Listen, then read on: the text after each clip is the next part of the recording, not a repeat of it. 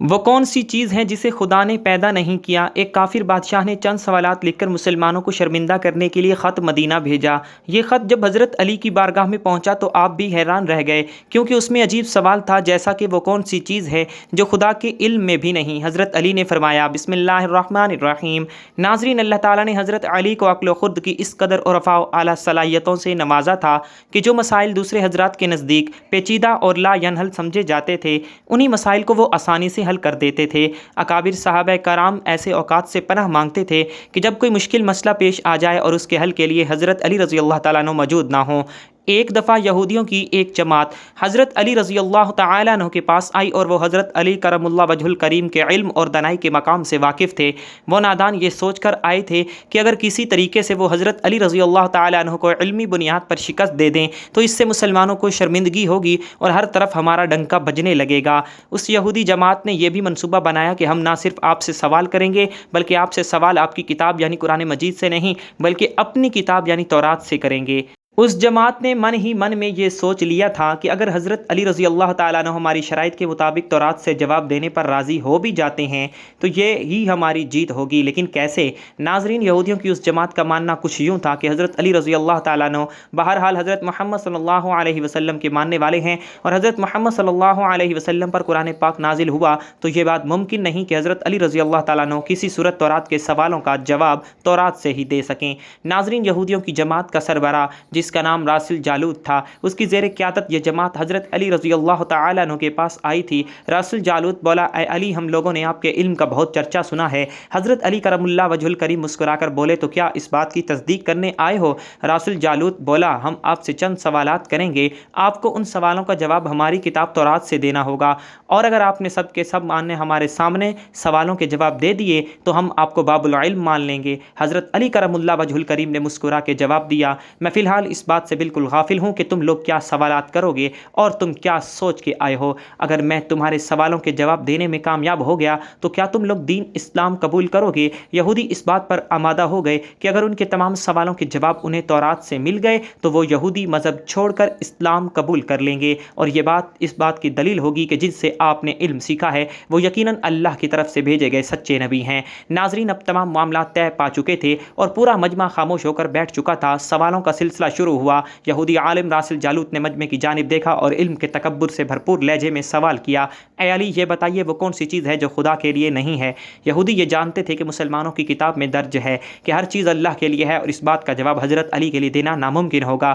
مجمع میں بیٹھے تمام افراد سوچ میں ڈوب گئے کہ کائنات میں کوئی ایسی چیز بھی ہے جو اللہ کے لیے نہ ہو۔ تب حضرت علی رضی اللہ تعالیٰ عنہ نے بغیر کسی توقف کے فرمایا کہ تم جاننا چاہتے ہو کہ وہ کون سی چیز ہے جو اللہ کے لیے نہیں ہے، تو اس کا جواب شرک ہے۔ اللہ ہر قسم کے شرک سے پاک ہے۔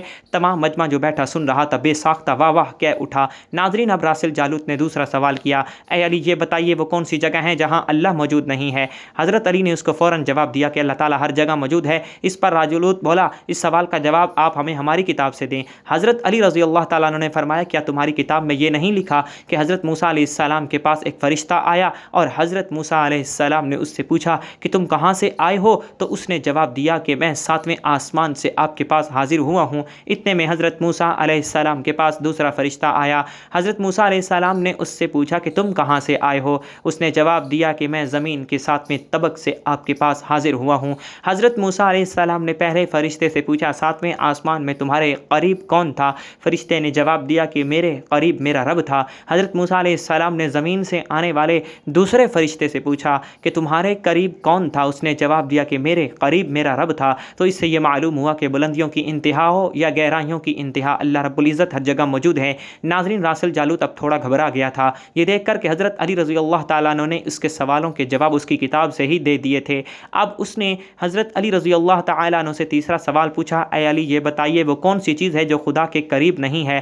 حضرت علی رضی اللہ تعالیٰ عنہ نے فرمایا کہ ظلم ایک ایسی چیز ہے جو میرے رب کے قریب نہیں ہے۔ ناظرین، اب راسل جالوت نے پے در پے شکست کھانے کے بعد اپنے سوالوں کا زاویہ بدل لیا۔ اب اس نے علمی سوال کی کی بجائے تاریخی اور سائنسی سوالوں کی طرف اپنا رخ موڑ لیا اور بہت ہی تکبر بھرے انداز میں اس نے پوچھا، اے علی اس چشمے کا نام بتائیں جو زمین پر پہلی مرتبہ جاری ہوا۔ حضرت علی کرم اللہ وجہ الکریم بولے کہ اس چشمے کو چھوڑو، پہلے یہ بتاؤ کہ تمہارے دل میں کیا ہے، اور تمہارے دل میں یہ ہے کہ وہ چشمہ بیت المقدس کی ایک چٹان کے نیچے ہے۔ راس الجالوت کے منہ سے بے ساختہ ہاں نکلا تو حضرت علی بولے کہ آج اپنی اصلاح کر لو، کیونکہ زمین پر بہنے والا چشمہ وہ نہیں جسے تم لوگ سمجھتے ہو، بلکہ زمین پر بہنے والا چشمہ وہ ہے جس سے حضرت خضر علیہ السلام نے پانی پیا، اور یہی وہ چشمہ ہے جس سے آب حیات جاری ہوا۔ ناظرین، راس الجالوت اب مزید گھبرا گیا تھا۔ اس نے اس گھبراہٹ میں حضرت علی رضی اللہ تعالی عنہ سے ایک اور تاریخی سوال کیا، اے علی یہ بتائیے وہ کون سا پتھر ہے جو آسمان سے پہلی دفعہ اتارا گیا؟ حضرت علی نے جواب دینے سے پہلے ایک جملہ کہا، یقیناً تم لوگوں کے ذہنوں میں پہلا پتھر وہ ہے جو بیت المقدس میں نصب ہے، لیکن تم اس بات کو کیوں بھول جاتے ہو کہ خانہ کعبہ بیت المقدس سے کہیں پرانا ہے، اور حجر اسود اسی وقت نصب کیا گیا جب خانہ کعبہ پہلی دفعہ تعمیر ہوا تھا، اور وہی پہلا پتھر ہے۔ یہودی آپ کے جواب سن کر ہمت نہ کر سکے کہ انہیں غلط قرار دیں، کیونکہ وہ ہر جواب انتہائی دلیل کے ساتھ دے رہے تھے اور ان کی اصلاح بھی کرتے جا رہے تھے۔ اب کی بار راس الجالوت نے ایک صاحب سے سوال پوچھا۔ اس نے پوچھا، یہ بتائیے وہ کون سی چیزیں ہیں جو مسلسل کم اور زیادہ ہوتی رہتی ہیں؟ حضرت علی بغیر کسی توقف کے بولے کہ تم اپنے ماہ و سال پر غور کرو تو تمہیں خود ہی اس سوال کا جواب مل جائے گا۔ راس الجالوت نے پوچھا، وہ کیسے؟ آپ نے فرمایا کوئی دن اگلے دن کے برابر نہیں ہوتا، اسی طرح گزشتہ رات اگلی رات کے برابر نہیں ہوتی، یہی وہ دو چیزیں ہیں جو مسلسل کم اور زیادہ ہوتی رہتی ہیں۔ راس الجالوت نے جواب سن کر حضرت علی رضی اللہ تعالی عنہ سے ایک اور سوال کیا کہ زندہ رہنے کی پہچان سانس لینا ہے، کیا کائنات میں کوئی چیز ایسی بھی ہے جو سانس لیتی ہے مگر زندہ نہیں؟ حضرت علی نے فرمایا کہ صبح جب نکلتی ہے تو سانس لیتی ہے، حالانکہ صبح کے پاس نہ روح ہے نہ جان۔ یہ سن کر وہ جلدی جلدی بولا، اچھا یہ بتائیے کہ دنیا میں وہ کون سی جگہ ہے جہاں سورج کی کرنیں ایک دفعہ تو پڑیں لیکن دوبارہ اس جگہ کبھی سورج کی کرنیں نہیں پہنچ سکی؟ حضرت علی رضی اللہ تعالی عنہ نے فرمایا، ہاں یہ سمندر کی وہ جگہ ہے جہاں سے حضرت موسیٰ علیہ السلام اور ان کی قوم گزری تھی، اور سمندر اللہ تعالیٰ کے حکم سے دو حصوں میں تقسیم ہو گیا تھا، بس اس قافلے کے گزرتے ہوئے سورج کی کرنیں اس جگہ ضرور پڑی تھیں لیکن اس کے بعد سورج کی کرنیں کبھی بھی وہاں نہیں پہنچ سکی۔ ناظرین، جواب پاتے ہی اس نے حضرت علی رضی اللہ تعالی عنہ سے پھر سوال کیا کہ یہ بتائیں کہ وہ کون سی دو چیزیں ہیں جو ہمیشہ غائب رہتی ہیں، اور وہ کون سی دو چیزیں ہیں جو ہمیشہ حاضر رہتی ہیں؟ حضرت علی رضی اللہ تعالی عنہ نے فرمایا کہ آسمان اور زمین کی طرف دیکھو، یہ دونوں تمہیں کبھی غائب نظر نہیں آئیں گے، یہ دونوں ہمیشہ حاضر رہتے ہیں، اور موت اور زندگی کو ڈھونڈو تو تمہیں ان کے بارے میں کبھی پتہ بھی نہیں چلے گا کہ وہ کہاں ہیں اور کب آ جاتی ہیں۔ اگلا سوال راس الجالوت نے یہ کیا کہ اے علی یہ بتائیے وہ کون سی چیز ہے جس کا خالق خود اللہ ہے مگر اسی کے بارے میں خود سوال بھی کرتا ہے؟ حضرت علی بولے، موسیٰ علیہ السلام کا عصا مبارک کا خالق خود اللہ ہے، اور اس عصا کے بارے میں اسی نے خود موسیٰ علیہ السلام سے سوال بھی کیا اور پوچھا کہ موسیٰ یہ آپ کے ہاتھ میں کیا ہے؟ پھر اس نے اگلا سوال کیا کہ بیت اللہ کا طواف تو ذی حیات کرتے ہیں، لیکن اس بے جان چیز کے بارے میں بتائیں جس نے بیت اللہ کا طواف کیا؟ حضرت علی کرم اللہ وجہ الکریم بلا توقف بولے کہ کشتی نوح ایک ایسی بے جان چیز ہے جو طوفان کے دوران اس مقام پر پہنچی جہاں بیت اللہ ہے، تو اس نے اس کے گرد 7 چکر لگائے۔ اس نے باب العلم حضرت علی رضی اللہ تعالی عنہ سے کئی سوال کیے اور تمام کے جواب آپ نے بالکل ٹھیک بنا توقف دیے۔ تو مجمع میں بیٹھے ہوئے ایک یہودی بولا کہ حضرت دنیا میں ہر شخص سوچ کے جواب دیتا ہے لیکن آپ تو ہر سوال کا جواب بلا توقف دے رہے ہیں۔ حضرت علی رضی اللہ تعالی عنہ نے اس کے سوال کے بدلے اس یہودی سے ایک سوال کیا، بتاؤ تمہارے ہاتھ میں کتنی انگلیاں ہیں؟ اس نے فوراً جواب دیا 5۔ حضرت علی رضی اللہ تعالی عنہ نے فرمایا، تو نے بھی تو فوراً میرے سوال کا جواب دے دیا۔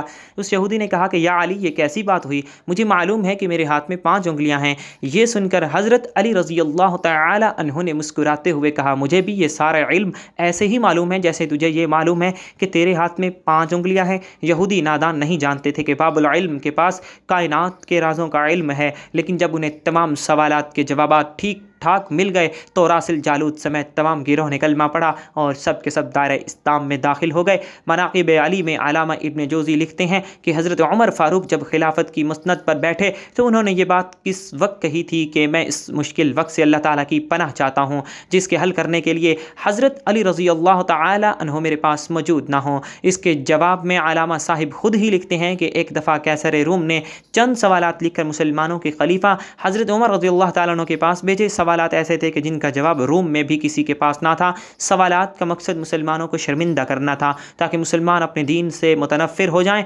चुनांचे मस्जिद नबवी में अजीम सहाबियों की महफिल जमी हुई थी। कैसर रूम का कासिद आया और ख़त पढ़ना शुरू किया। ख़त की तहरीर कुछ यूँ थी कि बादशाह रूम ने लिखा था कि ये ख़त है बादशाह रूम में कैसर बनी अल असगर का वक्त के खलीफा हज़रत उमर रज़ियल्लाहु तआला अन्हु की तरफ के मक्के मैंने जो सवालात लिखे हैं मुझे इनके जवाबात बता दीजिए। नंबर 1, वो कौन सी चीज़ है जिसको खुदा ने तख्लीक नहीं किया। नंबर 2, वो कौन सी चीज़ है जो खुदा के इल्म में नहीं। नंबर 3, वो कौन सी चीज़ है जो अल्लाह ताला के पास नहीं। वो कौन सी चीज़ है जिसके सब बाल ही बाल हैं। वो कौन सी चीज़ है जिसका सिर्फ मुंह ही मुंह है। वो कौन सी चीज़ है कि जिसके सिर्फ पाँव ही पाँव हैं। और वो कौन सी चीज़ है जिसकी सिर्फ आंखें ही आंखें हैं। वो कौन सा बंदा है जिसका ख़ानदान नहीं। वो कौन सी चीज़ है जो शिकम मादर में नहीं है। वो कौन सी बेजान चीज़ है जो सांस ले सकती है। वो कौन सी बेजान चीज़ है जो सांस नहीं ले सकती। नाक़ूस की आवाज़ का मानी क्या है। वो कौन सी चीज़ है जिसमें एक मरतबा परवाज़ की। वो कौन सी चीज़ है जिस पर सिर्फ एक बार सूरज चमका। वो कौन सा दरख्त है जिसके साया को तेज़ रफ्तार सवार 100 साल दौड़कर भी अबूर नहीं कर सकता। वो कौन सा दरख्त है जो धूप और पानी का मोहताज नहीं। दुनिया में उसकी मिसाल क्या है। जन्नत के बर्तन जिनमें मुख्तलिफ किस्म के खाने होते हैं। जन्नती लोग एक दूसरे से मिलते हैं। दुनिया में इसकी मिसाल किस तरह की है। जन्नत के सेब से हूरें बरामद होंगी लेकिन उनमें ज़रा भर कमी भी वाक़या नहीं होगी। दुनिया में इसकी मिसाल क्या है। जन्नत की चाबियाँ क्या हैं। हज़रत उमर ने ख़त पढ़ते ही फरमाया कि इसका जवाब तो सिर्फ बिरादर रसूल बाबुल इल्म हज़रत अली रज़ियल्लाहु तआला अन्हु दे सकते हैं। चुनांचे ख़त उनकी तरफ बढ़ा दिया गया।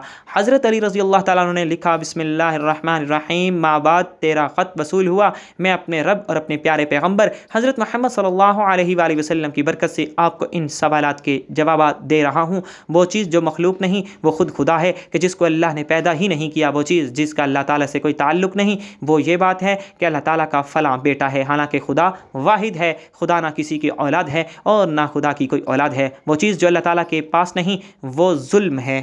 अल्लाह ताला का फरमान है कि खुदा अपने बंदों पर कभी जुल्म नहीं करता। वो चीज़ जो सिर्फ बाल ही बाल है वो हवा है। वो चीज़ जिसका सिर्फ मुंह ही मुंह है वो आग है। और वो चीज़ जिसके सिर्फ पाँव ही पाँव हैं वो पानी है। वो चीज़ जिसकी सिर्फ आंखें ही आंखें हैं वो सूरज है। वो शख्स जिसका कोई ख़ानदान नहीं है वो सिर्फ हज़रत आदम अलैहिस्सलाम है। वो चीज़ें जो शिकम मादर में नहीं रही 5 ये हैं। नंबर 1 हज़रत आदम अलैहिस्सलाम। नंबर 2 हज़रत हवा अलैहिस्सलाम। नंबर 3 हज़रत इस्माईल अलैहिस्सलाम की कुर्बानी का दुम्बा। नंबर 4 हज़रत मूसा अलैहिस्सलाम का आसा। और नंबर 5 हज़रत सालेह अलैहिस्सलाम की ऊँटनी। वो बेजान चीज़ जो सांस लेती है वो सुबह है। नाक़ूस की आवाज़ के मायने ये हैं, हक है, ठहरो ठहरो, खुदा आदिल है और वो सच्चा है। कोहितूर पर वो परिंदा जिसने एक मरतबा परवाज़ की थी। दरियाए नील की सरजमीन पर सूरज एक बार चमका है। जिस जगह पर हज़रत मूसा अलैहिस्सलाम ने अपने आसा मुबारक मार कर रास्ता बनाया था वो दरख्त जिसको मैं अगर तेज़ रफ्तार के साथ भी चलूँ तो 100 साल तक भी पार नहीं कर सकता। वो शजर तौबा का दरख्त है जिसकी शाख जन्नत के हर महल में जाती है। दुनिया में इसकी मिसाल सूरज है कि जिसकी गर्दन हर घर में पहुँचती है और तमाम ज़मीन उसकी रोशनी से रोशन हो जाती है। वो दरख्त जो पानी के बगैर उगाया गया था वो दरख्त है जो हज़रत यूनुस के लिए उगाया गया था।